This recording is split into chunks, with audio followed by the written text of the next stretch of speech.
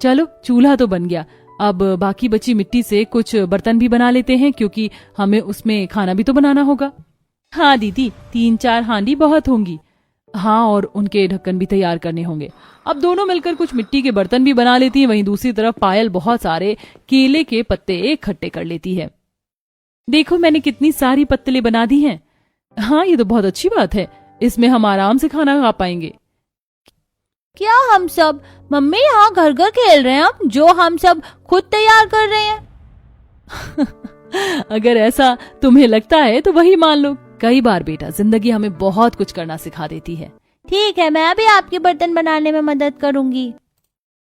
इसी तरह सभी मिलकर अपना काम बहुत अच्छे से करते हैं। वहीं दूसरी तरफ सीमा ने भी जंगल से बहुत सारी साग सब्जी और कुछ फल इकट्ठे कर लिए थे। देखो मुझे कितनी सारी सब्जी मिल गई है, यहाँ पर बहुत से तरह के फल भी हैं। हमने भी बर्तन तैयार कर दिए हैं और चूल्हा भी बन गया है। चलो अब हम खाना बना लेते हैं, लेकिन हम पानी तो लाना ही भूल गए। हाँ, हमें खाना बनाना है तो पानी की जरूरत तो है भी। यहाँ थोड़ी दूर ही एक झील है, चलो वहां से पानी लेकर आते हैं। बर्तन भी तैयार हो गए हैं, उसी में ले आएंगे।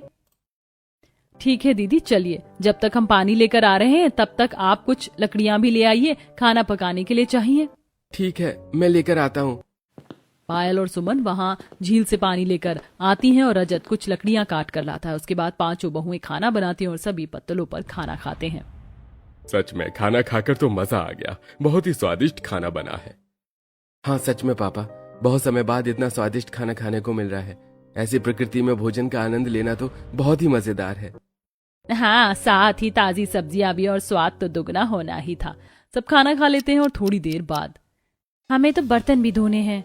हाँ दीदी, सही कहा आपने, लेकिन बर्तन धोने के लिए यहाँ पर साबुन तो होगा ही नहीं। कोई बात नहीं, राख तो है, हम उसी से बर्तन धो लेते हैं। हाँ, ये जुगाड़ अच्छा है, पहले के लोग भी राख से ही बर्तन धोते थे।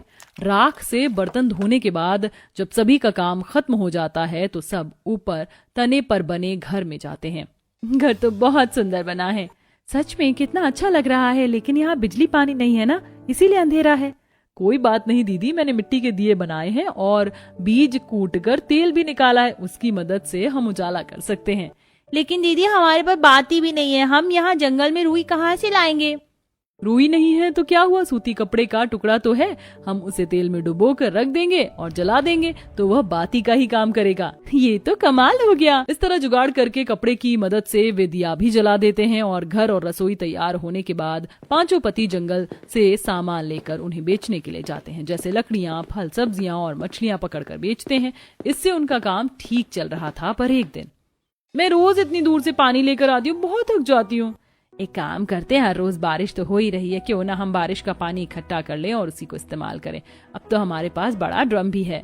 सही कहा दीदी आपने, क्योंकि हमें बहुत पानी की जरूरत होती है, सबको नहाना भी होता है और खाना भी बनाना होता है। हाँ, हम बारिश के पानी को कपड़े में छानकर इस्तेमाल कर सकते हैं। इस तरह उन्होंने पानी के लिए भी जुगाड़ कर लिया था। वे छोटे छोटे जुगाड़ करते और अपनी दिनचर्या कर रहे थे। नीचे जड़ में उनकी रसोई और ऊपर तनों पर उनका घर था। क्यों ना हम इसमें छोटी सी लिफ्ट भी बना लें। लकड़ी का फट्टा लेकर हम उसे रस्सी से बांध देंगे और चारों तरफ तनों पर रस्सी बांधकर जब उसे खींचेंगे तो हम अपने आप ऊपर चले जाएंगे। हाँ, मैंने ऐसे देखा है, ये तो बहुत कमाल का आइडिया है। इस तरह हमें बार बार ऊपर और नीचे चढ़ने उतरने में परेशानी नहीं होगी। सभी अपने पतियों की मदद से पेड़ पर एक छोटी सी लिफ्ट भी बना देते हैं, जिसमें रस्सी की सहायता से उसे खींचकर ऊपर जाया जा सकता था। लिफ्ट लगने के बाद तो मेरे लिए भी सब आसान हो गया है। सच में तुम सब ने कमाल कर दिया। हाँ, मेरी जुगाड़ू बहुएं तो कमाल की हैं।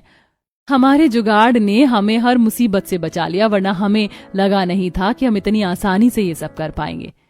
कुछ दिन बाद जब चिंटू उदास बैठा था। क्या बात है, तुम उदास क्यों हो?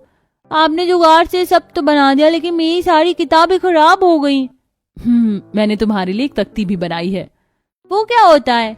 एक लकड़ी के फट्टे को राख से लीप दिया जाता है, जिस पर तुम चौक की मदद से लिख सकते हो। ये चिंटू बहुत खुश हो जाता है। इस तरह पांचों बहुओं ने जुगाड़ से सब काम किया, अपना तनों पर घर भी बनाया और जड़ में रसोई भी, खाने से लेकर सोने तक हर जुगाड़ करके सभी समस्याओं को हल किया। अब सभी जंगल में फसल भी उगाती हैं और वहां पेड़ के तनों वाले घर और जड़ों की रसोई में खुशी खुशी अपने परिवार के साथ रहती है।